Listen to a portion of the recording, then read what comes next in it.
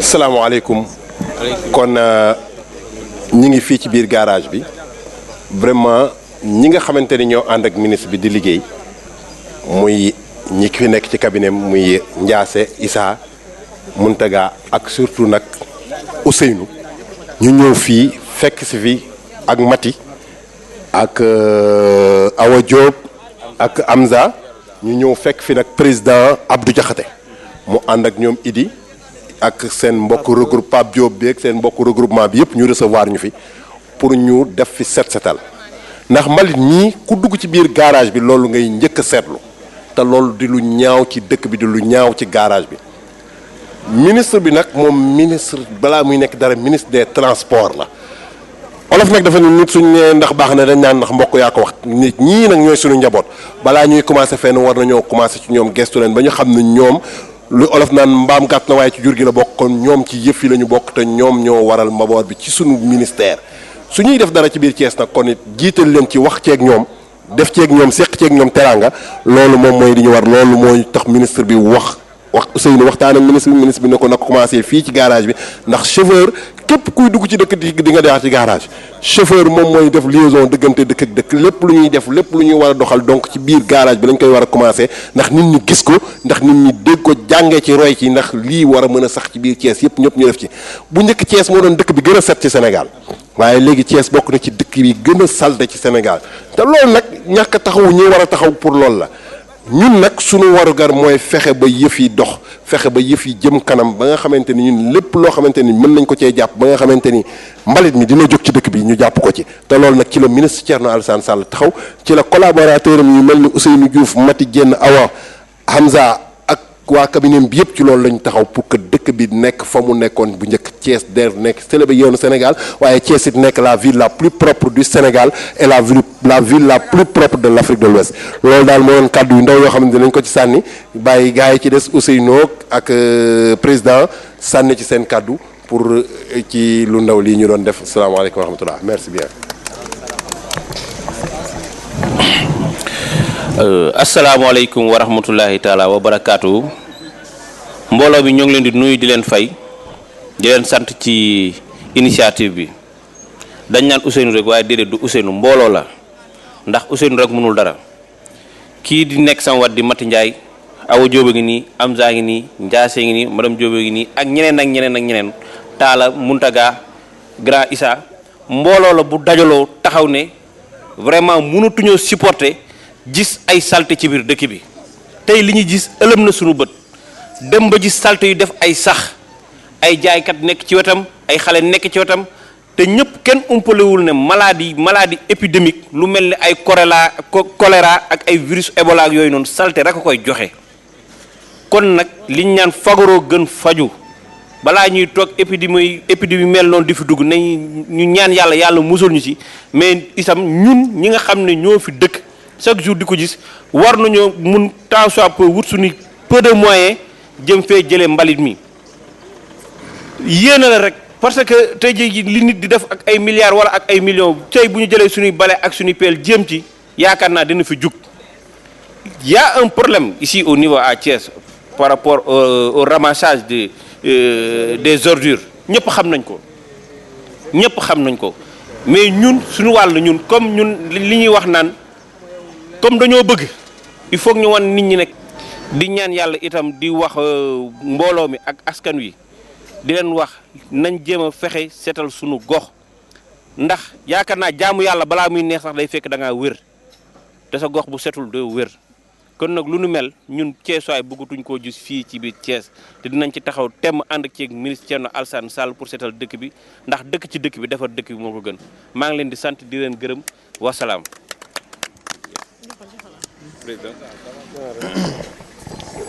waaw onze billahi mina sheytaani rajim bismillahi rahmaani rahim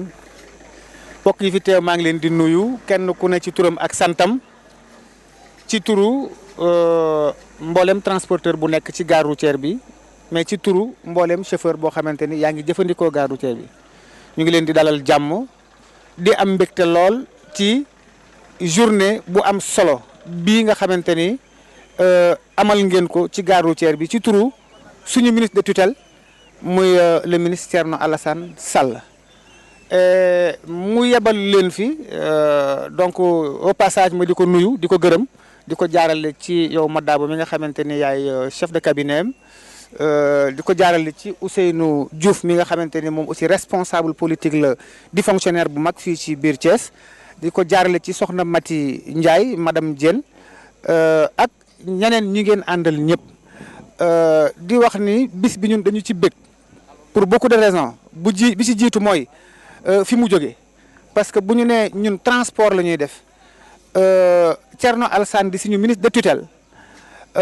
am gis-gisu ni dëkk bi dafa tilim mu bëgg ko raxas ba mu set ni day tàmbalee ci gare routière bi nga xamante ni njabootam moo fi nekk loolu vraiment suñu mbégte la loolu moo tax keroog bi soxna Mati ñëwee waxtaan ci ak man ñu jox ko ci suñu accord àndandoo ko ak bureau regroupement chauffeur yi le premier vice-président Khalifa Fall le chef du personnel Idrissa Dieng superviseur bi ñoom Pape Thiassine Diop Ousseynou Badiane Khalifa Dieng secrétaire général bi ak mboolem kuy jëfandikoo gare routière bi muy commerçante mécanicien ñëpp jóg tey xaar leen ñu àndandoo ak yéen jël angaaru mbalit yi nga xamante ne nekkoon na ci biir gare routière bi parce que vraiment ni ko Ousseynou waxee loolu rek moo am fii mooy buntu dëkk bi luy dugg ci dëkk bi gare routière lay jaar luy génn dëkk bi gare routière lay jaar pour génn kon kuy setal dëkk bi gare routière nga war a tàmbalee man liggéeyewuma ci santé mais ci santé laa yaroo ndax sama waajur daf doon liggéey hôpital Dantec am fa logement administratif ci biir hôpital bi ma yaroo fa ba takk jabar comme xam naa ci as lëf ci wàllu wér-gi-yaram bu ko defee kenn ku ne xam na ni tilim salte mbalit wopp juy tabbi ci barab foofa lay jaar kon tey jii ñun amuñu moo yi nga xamante ne mën nañ ko jëfandikoo pour sant leen gërëm leen ci lii ngeen nu defal parce que préoccupation wu gare routière bi la woon tey jii ñëpp am nañu mbégte vraiment daaw ma toog ci bureau bi biir weer yu ñu génn du ma toog ci bureau bi ñaari waxtu yu ma nit fekkul ni ma problème mu mbalit mi ma ne ko maa ngi dox maa ngi wax mais ba léegi mënuloon a sotti kon su ministre bi jëlee initiative boobu ñoo defal nu lii vraiment ñu ngi koy sant ci turu gare routière bi yëpp di ko ñaanal lii mu dëgmal aussi di ko sàkku ci wàllu politique bi yàlla defal ko ci ndam parce que bu ko defalee ñun la ko defal noog moom ñoo ànd ñu ngi ci parti bi di ci yëngu c'est vrai que man milité wu ma dans la commune de Thiès mais maa ngi milité dans la communauté rurale de Chérif Lo ci cadre parti bi à APR j'ai même été investi kon lii ndamu parti bi la ndamu Thierno la seen ndam la yéen ñi nga xamante ni yéen la ñu bàyyi ci biir dëkk bi quoi et toutes nos félicitations. Merci. Voilà, nom, prénom. Je m'appelle Ousseynou Diouf, responsable politique au niveau de l'APR Thiès-Ouest. Voilà, aujourd'hui, pour un peu aider les populations à enlever l'insalubrité, c'est-à-dire les ordures ménagères, Ouais. vous avez choisi de faire un peu le tour de cette commune d'arrondissement pour pouvoir au moins les aider à mieux respirer, à mieux vivre également dans un cadre sain. Pourquoi tel geste? Le pourquoi est facile à expliquer parce que, hormis le fait qu'on est des politiques, on est d'abord Thiessois. On est Thiessois et puis on est intéressé de l'avenir de notre ville. Pour qui connaît Thiès, Thiès était une ville propre et saine. Mais malheureusement, par ces temps qui courent, Thiès est devenue la ville la plus sale. Ce qui est inadmissible de la part des Thiessois. Et c'est la raison pour laquelle nous nous sommes engagés aujourd'hui, un groupe d'hommes et de femmes vraiment conscients de l'avenir de la ville de Thiès et prêts pour agir en fait de soulager vraiment les souffrances des populations. Est-ce que ce n'est pas une stratégie politique? Ousseynou Diouf était là depuis 2 ans, 3 ans, 5 ans, 10 ans, 20 ans, pourquoi attendre aujourd'hui pour aider les populations à enlever les ordures? Stratégie politique ou non politique, ça importe peu pour moi. Parce que la situation que nous vivons actuellement, on ne l'a jamais vécue à Thiès. Ça, il faut oser le dire. Il y a des problèmes, de sérieux problèmes. Nous souhaitons vivement et puis de bon cœur à l'équipe actuelle vraiment de trouver les solutions pour pouvoir redémarrer avec un système de collecte normal des ordures. Bon, mais quant à dire que c'est une action politique, nous d'abord, comme je l'ai dit tantôt, en tant que Thiessois, ce qui nous incombe, c'est d'avoir une ville propre. Que ce soit avec la politique ou sans la politique, ces genres d'actions continueront vraiment à être menées ici au niveau de la région de Thiès. Et je profite de cette occasion vraiment pour lancer un mouvement, le mouvement des volontaires du Sénégal, qui va naître aujourd'hui, et après on va s'organiser pour vraiment donner un coup de pouce là où vraiment la nécessité est sentie au niveau de la population. C'est seulement pour Thiès, région de Dakar, région de... Pour l'instant, ça se limite à Thiès, mais durant un futur proche, ce sera un mouvement national, le mouvement des volontaires du Sénégal. Quelles sont les zones que vous avez déjà déblayées? Pour l'instant, on a enlevé la gare routière. Actuellement, on est ici derrière le tribunal régional. On va continuer vers Grand Thiès, marché central et à la gouvernance, un peu partout dans Thiès, partout où il y a la salubrité qui dérange les populations. Quels sont les moyens utilisés, matériels? Les moyens utilisés, c'est des camions, une pelle mécanique. Il y a des brouettes? Des brouettes et des balais. Vous disiez tout à l'heure qu'il est inadmissible que derrière le tribunal départemental qu'on ait ces immondices. Ouais. Pouvez nous revenir sur cela un peu? Bon, mais malheureusement, le constat est là, parce qu'il y a des problèmes d'enlèvement d'ordures ménagères au niveau de la région de Thiès. Et comme on vous l'a dit, bon, nous ne pouvons pas vraiment jeter des pics à qui que ce soit. L'essentiel, c'est une action citoyenne, vraiment pour nettoyer Thiès, pour aider les populations à enlever ces ordures. Lan moo waral action yi ngeen di def nii? Bon, action yi def nii dara waralu ko lu dul vraiment ñëw jël mbalit yi. Bon, on a constaté que depuis pas mal de temps, waaw ñoo ngi seetlu ne depuis fan yu néew mbalit yi sonal nañu fii ci biir Thiès. Bon, ministre Thierno Alassane Sall jël ay directives vraiment pour ñu jàppale askan wi mbalit mi jóge fi. Loolu moo waral teewaay bi tey jii fii nii pour ñu jàppale askan wi à évacuer les ordures. yéen Thiès waa ngeen wala fii ngeen soqeekoo wala fii lañ leen affecté lu tax ngeen xaar ba tey te nekkoon fi ay weeri weer ay fani fan xaar ba tey jii ngeen soog a ne da ngeen di jël mbalit ndax loolu du stratégie politique? Non, du stratégie politique parce que ku xam Thiès xam ne situation bi moo ngi fi doog a am musu fi woon am moo ngi fi doog a am moo tax tey jii nii c'est une situation exceptionnelle lu musta am la moo tax tey jii nii ñu dajaloo vraiment apporter un coup de pouce aux populations pour taxawu leen. lii lu wéy la wala da ngeen ko def rek pour élection yi dem. luy wéy la du ci wàllu mbalit mi rek. du ci wàllu mbalit mi rek comme ni ma la ko waxee léegi ay jeunes ak ay góor ak ay jigéen yu dajaloo vraiment même bu dul ci wàllu mbalit mi ci wàllu social ak ci leneen ak leneen yi nga xam ne tey dañuy taxawu askan wi loolu mooy la nga xam ne tey jii moo fi juddoo. nekkul ci wàllu mbalit mi rek feneen fa nga xam ne tey jii nii gis nañ ka nga xam ne nekk na dans des difficultés mu am ay problèmes sociaux yi nga xam ne moo ngi koy dund mbooloo mi mun nañ def ay quête wala wut ay ndimbal ñëw taxawu ko. mouvement bi juddu lan moo war a nekk taxawaayam. taxawaayam moom mooy taxawu askan wi mouvement des volontaires du Sénégal maanaam ay volontaire civique yi bokkut ak volontaire civique yi ay ndaw ay góor ak ay jigéen yu taxaw nga xam ne pour taxawu askan wi ci bépp fànn loolu mooy mouvement bi. Actuellement dem nañ gare routière ñoo ngi fii ginnaaw tribunal ñoo ngi jëm Grand Thiès marché central ak taaxi kaw. gouvernance ak gouvernance. Wasalaam, merci. Bonjour tout le monde, je m'appelle Ndiasse Bey, attaché de cabinet du ministre Thierno Alassane Sall. Quelle a été votre motivation pour cette journée d'investissement humain? Comme tous les jours, à Thiès, nous avons vu la situation un peu déplorable. En tant que jeune, en tant que citoyen, en tant que riverain, on s'est déplacé avec une équipe, mobiliser des gens, en même temps mobiliser des camions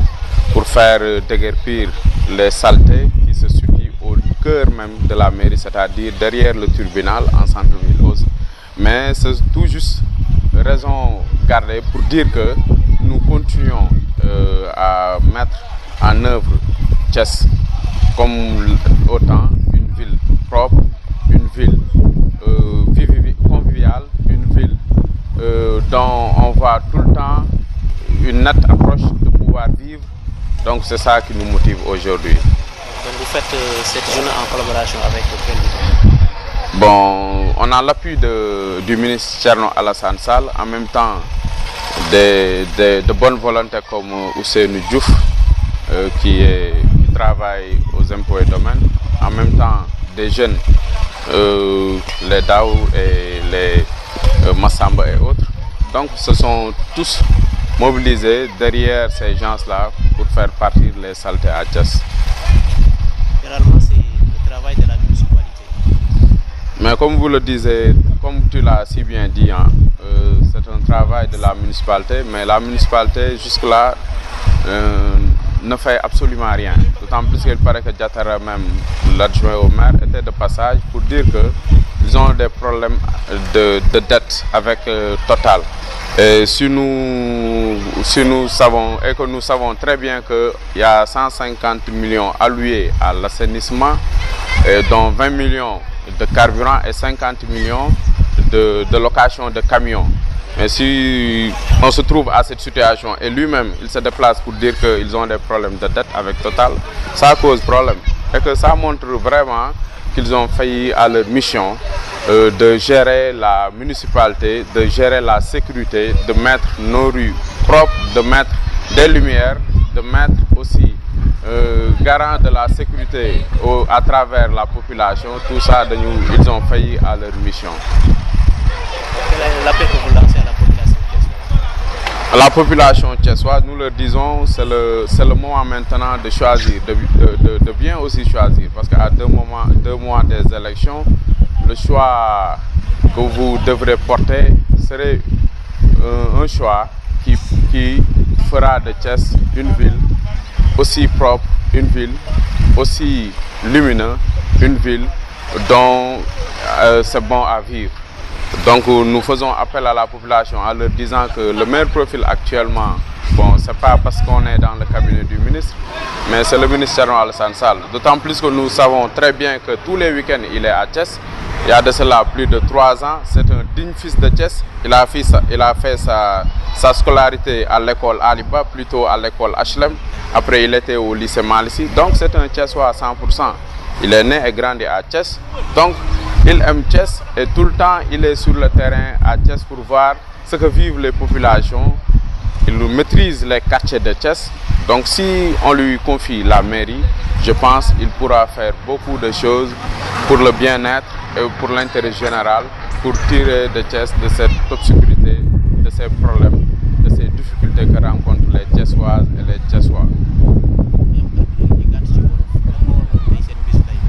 bis bi lu ko waral nekk doomu Thiès nekk Thiessois jàpp ni dañu war a ñëw taxaw pour liggéey Thiès maanaam mbalit bi dafa nekk ci ginnaaw mairie bi nekk ci ginnaaw tribunal bi nekk loo xamante ni dafa nekk ci wàllum santé sax lu doy waar ñu ne nag ñun dinañ taxaw en tant que Thiessois jël suñuy responsabilité dugg ci gox-goxaat yi def nañ ko garage ñoom it même problème yi lañ am def nañ ko fii ni ñu ngi jëw léegi dem côté Grand Thiès bu ñu fa jógee dem si Talamine def le tour de Thiès pour jëlee fa mbalit ba li nga fay jëlee nag lii ay camions yu ñu mobiliser la rek ak ay pelle mécanique yoo xamante ni maire bi wax dëgg yàlla mënoon na ko def parce que question de volonté la rek comme ñoom depuis loolu ñu ngi ñuy seetaan ci loolu ñu nit ñu ngi góorgóorlu ci loolu te dinañ ci continuer di def suñ kéemtalaay kattan. waaw ko léegi liggéeyu mairie bi la tax à chaque fois bu ñu woowee ñuy gàntal. waaw maire bi lu tax ñun liggéeyam la te ñuy gàntal dañu jàpp ni rek ñoom kon donc dafa am sooxe ci seen liggéey li ñu waroon def lépp maanaam bilan bi bu ñu ko doon wax bilan bu négatif la parce que amul lampe bu ñu fi def ñoom maire bi assainissement bi tamit doy na waar ndox am na côté yoo xamante ni am na fa ay problème aussi gis nañ ni mbalit bi mu ngi centre ville mu ngi même au cœur de la mairie jàpp nañ ni ñoom li nga xamante ni moo gënoon yomb sax ci pour maire yi daf ko muy jële fi mbalit comme ñoom loolu mënuñu ko yaakaar naa ni ñoom du lu bëri lañ mën donc loolu moo waral ñu ni liggéeyu maire bi la mais defuñu ko mais comme Thiessois la ñun duñu xaar maire bi ci dara léegi dañuy def rek li nga xamante ni mooy demande population bi ñu taxawu leen jàppale leen comme ni ñu koy defee ci yeneen yëpp. waaw Diatara jaar na fi léegi ci lu ñu wax ci ay kàddu parce que dama ñëw tout juste muy dem mu taxaw nee na ñoom dañu am problème mu 58 millions bu ñu war a jox Total et que jàpp nañ ni 130 millions lañ alloué pour assainissement alloué tamit 20 millions pour carburant alloué 50 millions pour location de camion tey bu maire boobu noonu maanaam taxantaanu maire bi fi joxoon mu dem tëdd Paris xool ba ko neex mu ñëwaat fii nii bëgg a wax ay détails donc moom bu taxantaan mi ñëwee di wax lool noonu dañuy jàpp ni rek mbir la boo xam ni ñoom ay complice lañ seen biir jàpp nañ ni daal lu ñu waroon def lépp defuñu ci dara te Thiès waay aussi xam nañ loolu jaratul sax ñuy def dara ñuy ñëw parce que moom suñu taxantaan la d'ailleurs parce que fan yële rek ñu ngi woon Sofraco ci benn tali di ko boo xam ne ñun ñoo ko defar mu ñëw taxaw ni moo ko defar loolu mu nekk mbir bu doy waar muy profité di ci wax ni donc moom comme noonu la bëgg a jàppoo mbir yi fu ñu teg tànk mu teg fa tànkam loolu dañuy wane ne rek ñoom jàq nañ te am nañ ay problème parce que Thiès waay le moment de juger ils vont juger incha allah Thiès waay ñu leen di wax ni ñu jël nag seen i responsabilité ci lu ñu jëm li parce que lu am solo la muy élection locale de élection yoo xamante ni gox-goxaat la donc ki gën seen municipalité mooy ki nga xam ne moo gën seen quartier mën leen taxaw mën leen jàppale ñu mel ni ay Ousseynou Diouf mi nga xam ne dañu bokk ci ñu mobiliser camions yi ñu ànd ci ñun mobiliser camions yi ak carburant yooyu jàpp nañ ni bu ñu nekkee conseil municipal dinañ mën a apporter dara pour seen population parce que nekkaguñu loolu noonu te ñu ngi def li rôle lu ñooñu waroon def donc ñooñu dañ leen war a taxaw jàppale leen ba ñu xam ni Thiès léegi dañu war a dem ci pouvoir bañ nekk nag di sàggante di topp opposition bi ñu nekk parce que juraluñu lu bëri opposition bi dafa doy parce que pouvoir moo yor dëkk te mooy defar réew 3 milliards yi nga xam ni alloué nañ ko budget mairie bi mënul defar Thiès wax dëgg yàlla mais mën na ci jéem ay yóbbu mbalit ak ay defar électricité cas social yenn yi mën na ko ci régler mais ñoom comme def ñu yooyu noonu yëpp bëgg nañ beneen équipe boo xamante ni dirigée par le ministre Thierno Alassane Sall ñu am ci moom yaakaar mu nekk doomu Thiès jànge école Aliba ak école HLM jóge fa dem lycée Malick Sy jóge fa dem Dakar nekk directeur ASECNA doon ñëw tout le temps Thiès rawatina bi mu nekkee ministre muy ñëw Thiès au moins 2 fois ci semaine bi ba 3 kooku xam na jàmbatu Thiès waa yëpp bu ñu joxee ñu ku mel noonu maire bi incha allah dina réaliser mbir yu bëri yu am solo yoo xamante ni Thiès waaye sax xalaatuñu woon ni loolu mën na fi réalisable parce que am na gëm-gëm bi am na vision parce que maire vision rek moo ko yor il suffit tout juste d'avoir une vision pour faire avancer les choses et que jàpp nañ ni moom Thierno Alassane am na vision bu raw maire sax bu ñu ko joxee maire bi rek incha allah dinañ gis njëriñ pour Thiès waaye yëpp maanaam pour intérêt général donc Thiès waaye dernier appel bu ñu leen di lancer en tant que jeune Thiessois mooy jouru élection locale yi incha allah ñu voter la liste Benno Bokk Yaakaar à l'ouest dirigée par majoritaire docteur Pape Amadou Ndiaye qui a fait beaucoup d'actions aussi à Thiès en même temps la liste proportionnelle dirigée par le ministre Thierno Alassane Sall à l'est la liste majoritaire dirigée par Abdou Mbow à la liste proportionnelle dirigée par Siré Dia au nord la liste majoritaire dirigée par Mamadou Dieng liste proportionnelle dirigée par Mor Ndiaye Mbaye ñooñu bu ñu leen jàppalee ba ñu yor mairie yooyu noonu dina permettre mairie de la ville monsieur le ministre Thierno Alassane Sall yor ko mën na def réalisation yi nga xam ni moom le président Macky namu ci Thiès parce que door na ko ci Thiès door na ko ci ay tali door na ko ci ay assainissement ci ay gox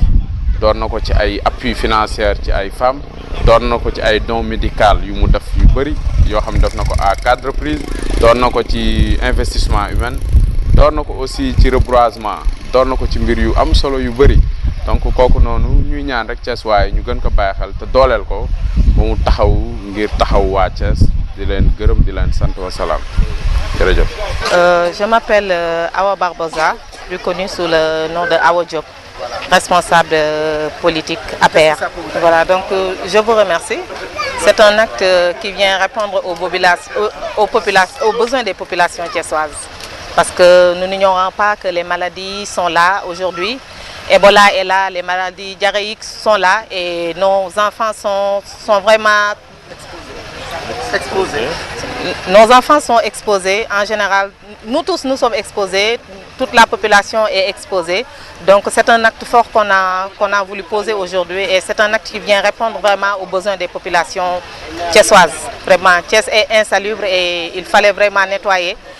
Nous venons de la gare routière comme ça et on est là derrière le tribunal régional. Et samedi prochain, le week-end prochain, on sera ailleurs, Grand Thiès, parce qu'on nous interpelle partout. Thiès est vraiment sale. Hein. Ok. Si wolof yow si population bi rek dafa am ñu ñëw baleel leen jëndal leen li nga xam ne moom mooy mbalit bi. moo gisee acte boobu. Comme ni ma la ko waxee léegi rek acte bu am solo la c'est un acte très fort ah waaw comme ni ma la ko waxee woon léegi rek acte bu am solo la parce que population bi soxla woon nañ ko ñun population bi soxla woon nañ ko salte bi sonal nañu Thiès salte na il fallait tey lu mel nii parce que action yu mel nii dañ ko war di encourager parce que il fallait vraiment que lu mel nii am ñu jéem a désengorger parce que ni ñuy dunde metti na mënoo dund am bonne santé ci biir salte salte bi baaxul ñëpp xam nañ ko baaxul ci suñu doom yi baaxul ci ñun te vraiment environnement bi aussi war nañ ci di xool war nañ ci di def lu bëree bëri donc vraiment ñu ngi gërëm ñëpp ak population riveraine yi génn tey ñëw appuyer vraiment gare routière fi ñu jógee tout le monde est sorti commerce transporteurs yi ñëpp l'ensemble des transporteurs donc acte la boo xam ne vraiment ñëw nañu gumbe ñu ci accompagner ñu ci vraiment ñu ngi remercier ñëpp ñu ci jàpp di leen gërëm di leen sant vraiment. xanaa di ñaanal Thierno Alassane Sall li mu bëgg yàlla na ko yàlla defal yàlla may ko maire bi mu yóotu ndax Thierno Alassane Sall moo ñu sagal moo ñu suturaal mbalit mi Thierno Alassane Sall war ko fi woon a jëlee en tant que Idrissa Seck ñoom ñoo ko fi waroon a jëlee xamuñu ndax mi ngi fi am mi ngi fi li mu bëgg daal moom la bëgg bu ko amee jeex na bu affaire maire bee tax ba mu ñëw ba mu ko gëjee gis kenn xamul kañ la Thierno Alassane Sall nag dañ koy ñaanal yàlla na ko yàlla may maire bi ndax jàppale nañu suturaal nañu sagal nañu waa koñam nañ xam nañu mooy kan macha allah Thierno Alassane Sall. man Boogay laa tudd Boogay Fall maa jabaru maam Ndiaga Fall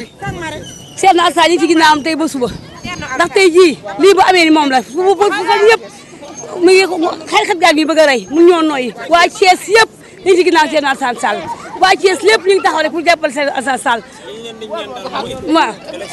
bu soobee yàlla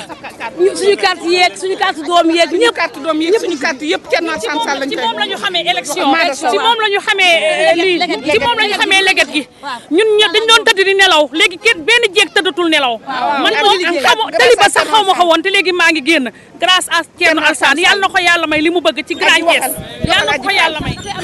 waaw xanaa di ko fàttaliwaale rek marché Grand Thiès ndax lépp ci Grand Thiès la ñu ngi toog di ko xaar mu jàppale ñu wax naa leen lépp lii lépp nag moo ñu ci dugal bu du woon ñoom ñun xamuñu sax luy politique waaye am nañ ci moom yaakaar homme de dignité homme de personnalité ak mbalit mi lii lépp moo ñu ci dimbali waaw ndaxte xam nga ni mbalit mi am na fi weer daanaka sax yi ñoo ñuy yee ci suñu kaw lal yi ëpp na weer sax yi ñoo ñëw ba ci suñu kaw lal yi di ñu yee waaw kon nag xam nga ne lii waa maire bi war ñu ko woon seet waaye Thierno Alassane seetaan ñu ñëw jëndul ñu mbalit mi ba nga xam ne wérgu yaramu nit ñi ñu mën kaa am parce que ñëpp a ngi doon feebar xam nga ne mbalit moom ku ne xam ne moo feebar ànd ñun daal ñun boolewuñ ci wax ñun ñëpp ñoo ngi ci ginnaawam bu neexee suñu borom moom ku ko laal xam ci kaw ci kanam rek leen ñolow xam ne ñu ngi koy jàppale waaye yow ñu ngi lay sant ndax Thierno Alassane mënoon naa xalaat nii yaag Issa ñu ngeen génn ko ci waaye da ngeen cee jàpp koñ bi ñu ngi sant ñëpp di gërëm ñëpp ñu ngi ñaanal Thierno Alassane lu mu yóot ci koñ bi tam xam ne nag urne ba moom ku ne xam ne Thierno la Thierno la de ñoo ngi sant nag koñ bi mënuñu woon a noyyi Thierno